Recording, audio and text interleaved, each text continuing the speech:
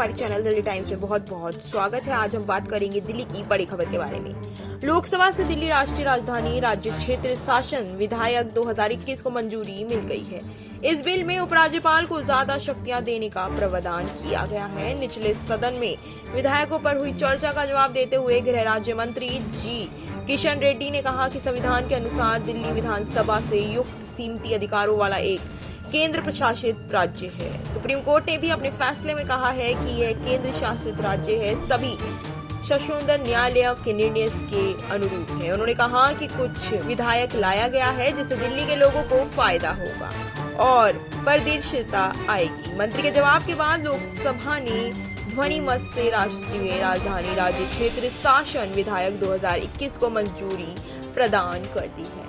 गृह राज्य मंत्री ने कहा कि दिसंबर 2013 तक दिल्ली का शासन सुचारू रूप से चलना था और सभी मामलों का हल बातचीत से हो जाता था, लेकिन पिछले कुछ वर्षों में उच्चतम न्यायालय में जाना पड़ा क्योंकि कुछ अधिकारों को लेकर कोई स्पष्टता नहीं थी। बिल पर चर्चा के दौरान कांग्रेस ने दावा किया कि इस असंवैधानिक विधायक के माध्यम से केंद्र सरकार दिल्ली में पिछले दरवाजे से शासन चलाने की कोशिश कर रही है। चर्चा की शुरुआत करते हुए कांग्रेस के मनीष तिवारी ने कहा कि कभी दिल्ली को पूर्ण राज्य का दर्जा देने की वकालत करने वाली बीजेपी और केंद्र की उसकी मौजूदा सरकार अब दिल्ली में लोकतांत्रिक व्यवस्था खत्म करना चाहती है। उन्होंने कहा कि 2003 में तत्कालीन गृह मंत्री लालकृष्ण आडवाणी ने संविधान में 102वां संशोधन संबंधी विधायक को पेश किया था। इस संशोधन का उद्देश्य था कि नई दिल्ली इलाके को छोड़कर शेष दिल्ली को पूर्ण राज्य का दर्जा दे दिया जाए। कांग्रेस नेता ने गृह राज्य मंत्री जी किशन रेड्डी से मुखातिब होते हुए कहा, मंत्री जी कृपया आडवाणी जी द्वारा लाए गए संशोधन विधायक को पढ़िए। बीजेपी क्या बोली?